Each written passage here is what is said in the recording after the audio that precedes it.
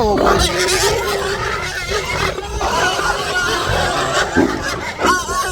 Alright. You gotta get on the way. Hey! Let me through.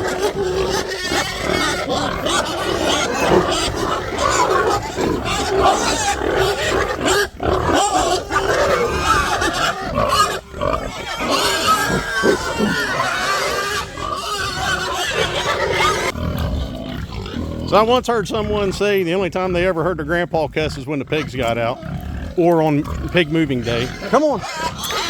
Come on. Come on, get up here. Come on. Come on, little pigs. Come on, little pigs. Come on, little pigs. Hey, you gotta move. You gotta move. Would you move, please? Come on. Come on, little pigs. Come on, little pigs.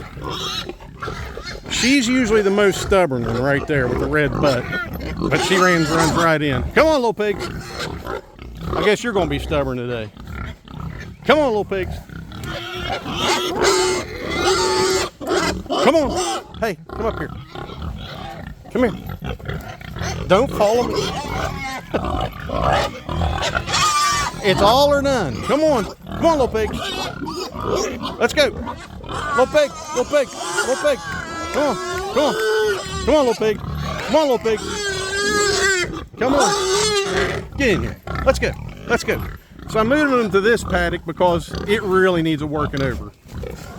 Come on, little pig. Hey, great white. Hey, come on, little pig. Come on, little pig. Come on, little pig. Get up here. Go on. Come on. Come on. Get up here. Come on, little pig. Come on, little pig. Come on. Get up the hill. Get up the hill.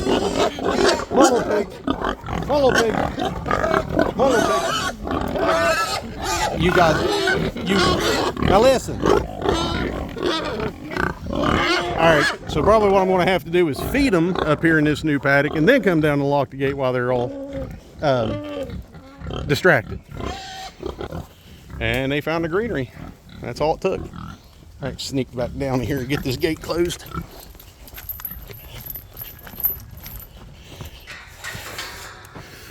Alright, no cussing on that one.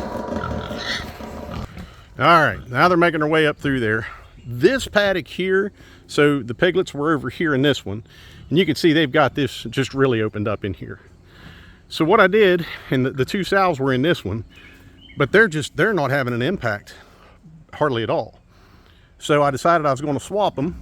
So I got the sows over into the farrowing pen, locked them in there, and then I walked down around here to get these guys into this paddock, and then I'll open up the gate on the other end of the farrowing pen and let the sows into all this. So they'll have all this to eat on that the piglets just left. And as little impact as they're having, they won't make a big difference in here any more than what the little piglets already have, because they have really opened this up in here compared to what it usually is. So now they're going to get in here and really give it a working over. So I'm moving them over here right now. Number one, to put an impact on this paddock, and number two, we cannot get started on that field, and the weather is not cooperating with us to get on that greenhouse. So, and then my buddy, of course, he was down with a back injury, so now he's back, and hopefully this Sunday we can get started back on it and try to get some progress built going on that thing. But we'll definitely let them in here. There's 2.5, close to 3 acres in here for them to root on and forage on. Now I need to go up and feed them. So they're going to be screaming their heads off. And it's very humid out here. It has been for the last 3 days. We've had a lot of rain and cool temperatures at night, and it gets really humid during the day. So yes, I'm saying shirt today. It's just too daggone hot otherwise. All right, so this is the first paddock that the piglets were in, and you can see all the grasses are starting to come back, and it's doing a really good job. So while there still is some invasive species in here, as per usual in this area, a lot of the native grasses are coming back.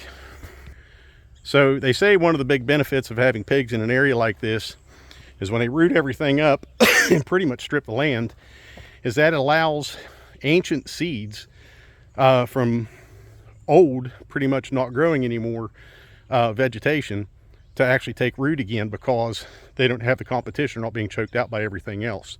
So we're hoping to see some good regrowth in here. And I haven't even had to do anything in here. Just let it come back, you know, as it was.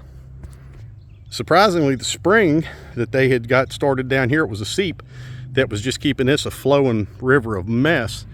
It's finally dried up, and you can see the ground here where it's starting to crack a little bit, where it's finally drying up, but that grass is quickly taking back over. So I'm not too worried about this right now. Everything looks like it's coming back really good. Hi, hound doggy. What you doing, Jethro? All right, so now the gate's open here for the two sows to be able to come out and get back into this paddock here.